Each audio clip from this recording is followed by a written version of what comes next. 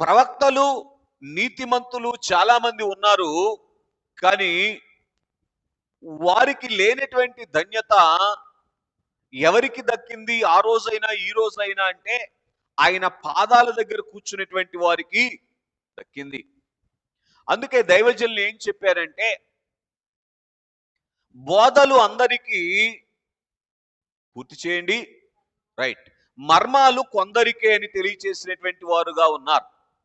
ఎవరైతే ఆయన పాదాల దగ్గర కూర్చొని, ఏంటయ్యా దీని సంగతి ఏంటి, నాకు వివరంగా చెప్పు, దీంట్లో నుంచి నేను ఏమి గ్రహించుకోవాలో తెలియచేయి అని ఆయనను అడిగేటువంటి వారుగా ఉండి, ఆయన చెప్పినటువంటి సంగతులు గ్రహించుకునేటువంటి వారుగా ఉంటారో వారు ధన్యులు అనేటువంటి విషయాన్ని